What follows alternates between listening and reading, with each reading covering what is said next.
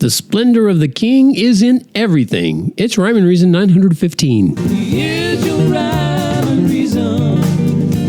Oh, yeah. Hey there, Tony here. I just wanted to chime in with something that popped into my head after a 3-mile walk through our neighborhood this morning.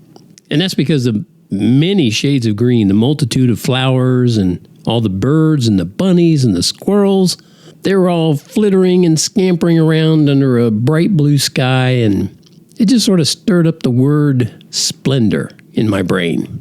Now, if you look up the word splendor in the dictionary, it means magnificent and splendid in appearance or grandeur.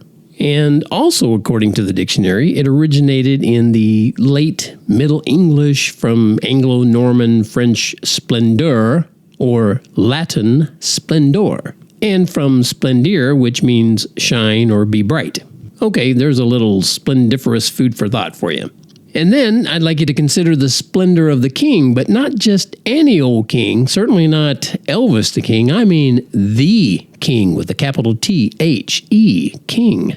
And of course, I'm talking about the splendor of the king who shines brighter than the sun. Are we getting a little hint who we're talking about here? Just in case you're still in the dark, and why would you be? King David, you remember him out of the Bible, he wrote a mighty complimentary song about this, the splendor of the king. And David said, "One generation shall praise your works to another, and shall declare your mighty acts. I will meditate on the glorious splendor of your majesty and on your wondrous works." So you could say that was a king who recognized and acknowledged the true king. But you don't have to say it because I just did.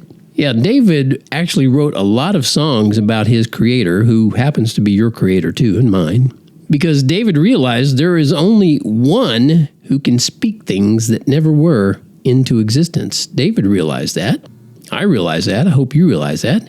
And I'm confident as I look around the world and I remember scenes like the ones I saw on our morning walk today, that I feel the same awe David felt as he looked closely at this world, or at least a similar awe, A-W-E. Anyway, once the word splendor popped into my brain, I remembered a sonnet, but not just any sonnet. It was a sonnet that I wrote a couple of years ago when I enjoyed an example of the splendor of the king.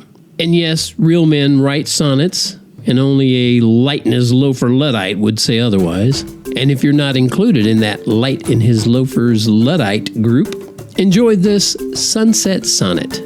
My liberated heart can spread its wings and consume these smoky sun rays today. My thirsty eyes soak in all the splendor before this mountain moment fades away. My mind enters this twilight lucid dream and pauses to create a déjà vu. 1,000 thankful thoughts rise up to God, who helps me write this short story to you. The words become a precipice to me, a rocky peak of pictures in my brain. Reality or not, now I wonder how long I'll wander through this vast terrain. Long enough for me to write this sonnet while the setting sun's light is upon it. All right, I hope you enjoy the exhilarating feeling of splendor wherever you are today, and you certainly will enjoy it when you jump on the Rhyme and Reason bandwagon over there at my sponsor, TonyFunderburk.com.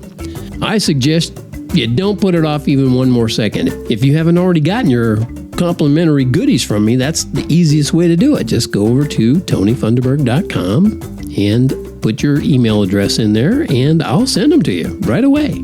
And that does it for this episode of the Rhyme and Reason podcast. As always, remember, life has rhyme and reason because God made you. Here's a rhyme and reason.